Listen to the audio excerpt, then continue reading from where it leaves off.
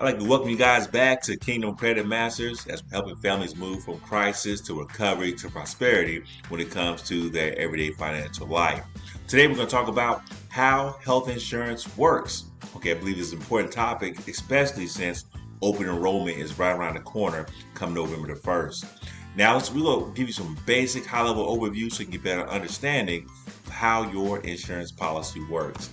Now, we're going to begin by talking about the 6 basic principles of health insurance. Okay, we're going to talk about the deductible, co-insurance, copay, out-of-pocket maximum, prescriptions, and lifetime maximum. Okay, so these are some basic principles that a lot of people hear. They hear these terms a lot, but they don't know exactly what it means. So let's go ahead and explain that for a brief second. We'll talk about the deductible. Now, the deductible is the amount of money you pay out of pocket before your insurance pays 1 penny towards your claim. Okay, so you have to at least meet the deductible before your health insurance is willing to contribute. Okay, so deductibles come in all kinds of amounts. You see deductibles at $500, maybe $1,000 deductible, $2,500. Some are $10,000 deductibles. You know, the list goes on. All right, but we've taken a look at the deductible. Let's say you have a family plan, you have $1,000 deductible. That means per individual it's $1,000, but your deductible can be met up to 3 times on family plans, depending on your policy. You have to read your policy for further details, but deductibles can oftentimes be met up to 3 times. All right, so you have $1,000 deductible, you can possibly pay $3,000 into that particular deductible. Now, co-insurance. A lot of times, ask people exactly they understand what co-insurance is. They give their idea, their rendition, but oftentimes it's not always accurate. But some people are accurate. But co-insurance is the amount of coverage the company will pay after your deductible is met. So, example we gave, somebody had $1,000 deductible, and the claim is more than $1,000. Let's say it's $2,000. That means that, and they have an 80-20, co-insurance. That means that the insurance company take care of 80%, you take care of 20%. 20% of $1,000, it's gonna be $200. That means that the insurance company will take care of the remaining $800 after you met your $1,000 deductible.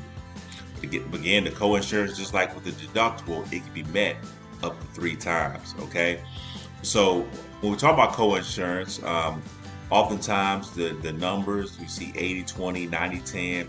The larger number is the amount that the insurance company typically pick up. Okay, and you typically pick up a smaller number. So if you see a 90-10, that means that a 90-10 co-insurance, that means that the insurance company will cover up to 90% of the claim, and you'll pay the additional 10%. All right, so pay attention to see what your co-insurances are. It could be 50-50, where the insurance company is splitting it with you 50-50 after your deductible is met. All right, so you can get a better understanding of what co-insurance is.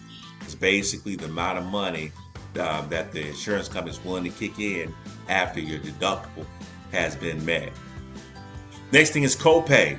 All right, this thing right here, copay, it confuses a lot of people, but basically, what exactly is a copay? A lot of times you go see your primary care physician, you pay a copay. Whether it's $25 or $30 or $35, you pay a copay. But that copay does not go towards your deductible. But what it does is that it waives your deductible. Keep that in mind. Your copay is going to waive your deductible, so you go immediately into your co-insurance. All right. So you go to your primary care physician office, you pay your $35 copay. That means you don't have to meet the $1,000 deductible for your co-insurance to kick in, because the copay again waives your deductible, so you can go straight into the co-insurance of the 80-20 or 90-10 split or 50-50 or whatever it's going to be. But again, the copay waives the deductible, and the copay does not go towards your deductible. All right. But when it comes to the copay, we'll give a copay example, right? Because sometimes you have to ask yourself, is it worth, adding on? Okay, is it worth adding on copays, or primary care physician visits to your health insurance? Okay, you have to ask yourself that question: are you willing to pay for that copay? So let's give you an example right here. Got 3 scenarios. Scenario number 1 is somebody has a copay of $25. In order to get that copay of $25, that roughly adds $100 per month towards the premium on the health insurance policy, right? Usually, roughly, it's about $100 per month for that particular premium to get $25 copay. But let's say you only visit a doctor's office 8 times that year. 25 times 8 is $200, right? So you paid $200, in copays. You paid $100 per month, throughout the duration of the year in order to be able to pay that $25 copay. So all in all, you just spent $1,400 for the whole year because $100 times 12 months of the year is $1,200 plus the $200. That's $1,400 you spent. Let's say you didn't take the copay on your health insurance policy. You don't have primary care physician visits on that, right? Let's say you pay out of pocket. Let's say each doctor visit was $80 to go to your primary care physician. You visit a doctor 8 times, right? So it's $80 times 8 times, that's $640. All right, that sounds a whole lot better than $1,400, don't it? Wouldn't you rather pay $640 versus $1,400? But catch this, most of the time when you have health insurance, let's say you don't have, you're not doing the copay thing, you're just paying out of pocket when you go see your primary care physician, it's usually priced through the network. So they usually give you about a 40% discount on average. So that $80 visit is probably really like $50. So $50 times 8 visits per year, you spend a total of $400 for those 8 visits. So if you're healthy, you don't have a lot of issues, you don't see the doctor a lot, you may have to ask yourself, is it worth adding on primary care physician visits to your health insurance policy? All right, so you have to ask yourself, is it worth it? All right, do you go to the doctor a lot? Might as well be better off paying out of pocket. And catch this, when you're paying out of pocket, it actually goes towards meeting your deductible. All right, it goes directly into meeting your deductible. So therefore, you can reach that $1,000 deductible quicker in order for your co-insurance to hurry jump in. So keep that in mind. Is it worth having primary care physician visits on your health insurance policy? All right, so think about that when open enrollment is coming up. And many of you guys, some people are not going to be able to get a subsidy because they make too much money for a subsidy, and then normal health insurance, is just too pricey for them. So therefore, a good option for those type of people, a lot of times self-employed individuals, don't have like a lot of employees, don't have a group plan. You might want to look at a short-term major medical policy, okay, where it's not a heavy emphasis on primary care physician visits, but more emphasis on catastrophic, events that can take place where you have to go to the hospital, things of that nature. And again, you can pay, it's usually a fraction of the cost of major medical plan. So always consider a short-term major medical plan, especially if you're not, qualified for a subsidy. And most short-term major medical plans are on the PPO network, right? The PPO network. So you have a wide array of options when it comes to different doctors and things of that nature. If you're going to the exchange, you're getting your subsidy. Most of those plans on the exchange are HMOs, so you're kind of limited on where you can go. But if you're not like a traveler or anything like that, you kind of stay in town. It might be perfectly fine. If you're a traveler, you want to consider short-term major medical, what's on the PPO network, or be a part of a group plan, because most of the group plans are on PPO networks or have the option to get a PPO network. Okay. Where you have a wider array of options when it comes to doctors and doctors' visits and things of that nature. When you're dealing with the HMO, it's more like, your primary care physician is more like the quarterback. You have to get referrals to see specialists. They kind of quarterback everything for you. So there's always weighing the options to see which one is best for you. All right. But again, when it comes to copay, the purpose of the copay is to waive the deductible, so you can go straight into co-insurance, all right, if need be. All right, so that's an example of the copay. And out-of-pocket maximum. Out-of-pocket maximum is the max you'll pay out of pocket before your insurance will cover 100%. So in that scenario we just gave you, somebody has a $1,000 deductible. Let's say their max out of pocket is $3,000. That means they'll meet their $1,000 deductible. All right. And then for the next set of monies, it'll be an 80-20 split. They have an 80-20 co-insurance. all the way until they reach the max out of pocket of $3,000.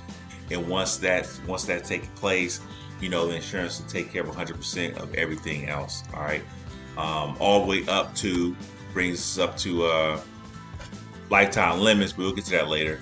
But let's go ahead and talk about prescriptions. When it comes to prescription medications, typically you have $10 generics, $25 brand name. That's usually pretty, standard, thing when you get prescription coverages. You usually pay about $10, for generics, $25 for brand name. All right, but in order to be able to get that $10 generics, $25 brand name, most of the time it's going to cost you extra $75 per month for prescription medication to be added to your health insurance. And it may have a separate deductible. That means, if it does have a deductible, it has its own deductible separate from your deductible on your health insurance. But before that $10 generic, $25 brand name, will kick in. But it may cost you $75 a month for that. So the question you have to ask yourself, is it worth, paying $75 per month for prescription medications? Because you get most generics at like Walmart for like $4, right? So is it worth paying $75 a month for? So if you're not somebody that takes a lot of prescriptions, don't have a lot of medicine, things of that nature, you may better off be just dealing with a prescription discount card versus actually getting prescription coverage that will cost you like $75 per month, and then you still have to pay $10 for your generics and $25 for your brand name. So it's up to you. Just think about it. Is it worth it? Now, if you're taking a lot of prescription medications, so you have a lot of medicines and things of that nature, it may be worth for you to be able to pay that $75 per month. Every situation is different. It's always going to be case by case, which is something to give you food for thought. Now, what I was going to jump to before with the lifetime maximum, the lifetime maximum is the maximum claim amount that a policy will ever pay out during the lifetime of that particular policy. A lot of policies have like $3 million lifetime payouts, or it could be $1 million, but whatever it is, once it pays out up to that $1 million or that $3 million, whatever that lifetime maximum is, policy will not pay out any more. So when I was back here and I was talking about out-of-pocket maximum, max you'll pay out of pocket before the insurance will cover 100%, be 100% all the way up until you reach the lifetime maximum. All right, but hope you guys got some basic understanding of how health insurance works. I wanted to make sure that I got this information to you guys about how health insurance works. But again, stay tuned. Subscribe to the channel. We'll talk about all different types of topics. That helps out when it comes to like your personal finance or anything like that. Help you get out of crisis situations. Again, we're moving people from crisis to recovery to prosperity when it comes to their everyday financial life.